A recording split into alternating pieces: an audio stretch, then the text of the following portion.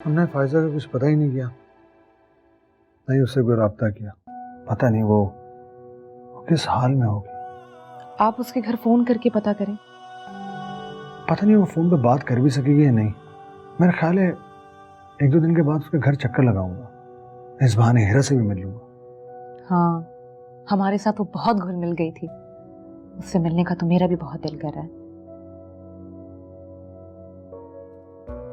लेकिन मुझे लगता है मेरा साथ जाना मुनासिब नहीं है। हाँ, जरा जाकर मैं वहां के हालात का जायजा ले लूं। अगर मुझे सब कुछ ठीक लगा तो फिर तुम्हें भी ले जाऊंगा, और वापसी में उन दोनों को भी अपने साथ लेकर आ जाएंगे। एक दिन घूमेंगे फिरेंगे, अच्छा है, उन दोनों का दिल भी बहल जाएगा। वाह, ये तो बहुत अच्छा प्लान बनाया आपने। ऐसा ही करेंगे, बल्कि एक काम करेंगे, हम पिकनिक पे चलेंगे। अभी तुम इतनी एक्साइटेड मत हो, पता नहीं वहां के हालात क्या हो। अल्लाह करे बस अब मजीद कोई मुश्किल ना आए उसकी जिंदगी में। आमीन। आमीन।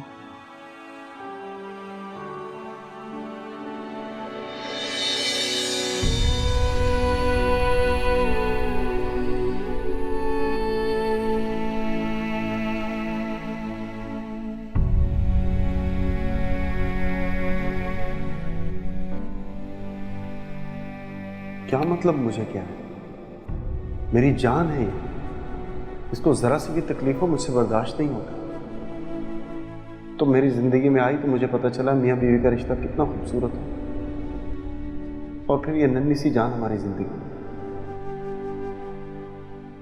मैं तो सारी दुनिया की खुशियां तुम दोनों की झोली में भर देना चाहता हूं। बहुत अजीज हो तुम दोनों मुझे, हमारी खुशियों के लिए तो कर रहा हूं ये सब। तुम अच्छी तरह जानती हो मुझे कितना प्यार है तुम दोनों से।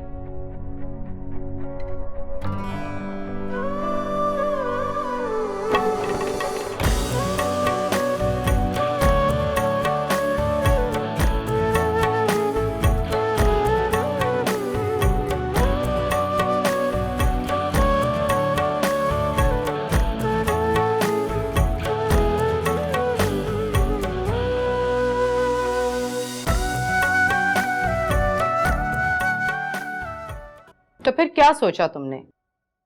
अक्लमंद हो, कोई बेहतर फैसला ही किया होगा।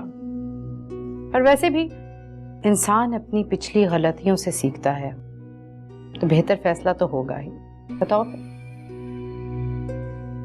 मैं हिरा का मुस्तकबिल तबाह नहीं करना चाहती, इसलिए मैंने फैसला किया है कि मैं ये शादी नहीं करूंगी। दिमाग तो खराब नहीं है तुम्हारा? ये क्या कह रही हो? अरे रहने को तुम्हारे पास ठिकाना नहीं और बातें ऐसी कर रही हो जैसे महलों की मालिक हो। कहां रहोगी तुम? मैं पूछती हूँ, क्या बुराई है हफीज में? क्यों नहीं करनी तुमने उससे शादी? मैंने ये हरगिज नहीं कहा कि उनमें कोई बुराई है। मैं तो सिर्फ ये कह रही हूँ कि मैं किसी से भी शादी नहीं करना चाहती, ना हफीज से ना किसी और से। अच्छा, तो सारी जिंदगी हमारे सर पे सवार रहने का इरादा है? अरे अकड़ तो तुम ऐसी दिखा रही हो जैसे तुम्हारा शौहर बड़ी जायदादें तुम्हारे लिए छोड़कर गया है, जिस पर राज करोगी ठाठ से। फकत एक घर बनाया, वो भी अक्लमंदी के फैसले से दांव पर लगा दिया, और एक ही अक्लमंद मिल गई मजीद अक्लमंदाना फैसले करने के लिए, और बुख्तेगी औलाद। मेरी बेटी को कुछ नहीं होगा, उसकी माँ जिंदा है अभी। बाप इस दुनिया से चला गया है, लेकिन उसकी माँ है जो उसका ख्याल रख सकती है। वैसे भी मैं ये नहीं चाहती कि मैं हफीज की दोनों बेटियों को पालूं और मेरी खुद की औलाद एक हॉस्टल में पड़े पड़े। हफीज ने कब कहा कि वो हिरा को अपने साथ नहीं रखेगा? कहा तो आपने भी नहीं था कि आप मुझे अपने साथ नहीं रखेंगे। देखिए, मेरा मकसद हरगिज़ आपको शर्मिंदा करना नहीं है, लेकिन मैं तारीख दोहराना नहीं चाहती। आप प्लीज मुझे फोर्स मत करें। अच्छा, तो कहाँ जाओगी तुम? क्योंकि इस घर में तो मैं तुम्हें रहने नहीं दूंगी। ये मेरे बाप का घर है, जब तक वो मुझे खुद यहाँ से जाने का नहीं कहेंगे मैं यहीं रहूंगी। अच्छा, तो यानी इस घर पर कब्जा करने का प्लान है। वैसे और क्या क्या सोचे बैठी हो? ये बात समझ लो, मैं तुम्हें इस घर से निकाल कर ही दम लूंगी, समझी?